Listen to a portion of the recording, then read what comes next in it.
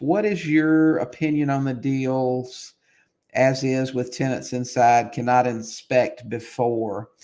Rafe, you know what? I would have to make an offer on a deal like that where I knew I couldn't lose. And if I can't see the inside of that house, I have to assume it needs everything because it might.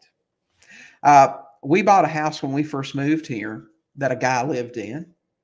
And when I actually the code enforcement person called us from our radio ad and told us about the house, y'all may have heard me talk about it. It was the squatter's house. This guy had lived in this house for 14 years with no utilities. And that place was a mess. And let me tell you, as it turned out, the sellers only wanted their mortgage payoff, which was only about $30,000. We sold that house for $115,000, and that's how we sold it. Tenants in place, cannot inspect before.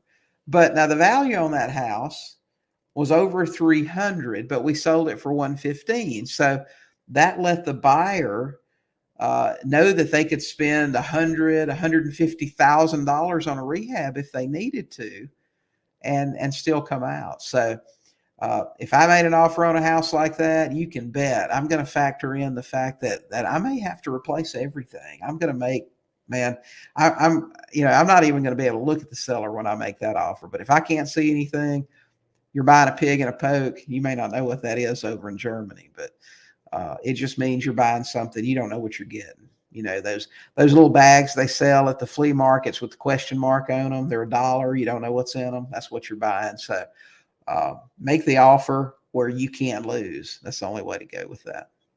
Hey guys, thanks for watching. While you're here, don't forget to hit the subscribe button and check out these other great videos and podcast episodes.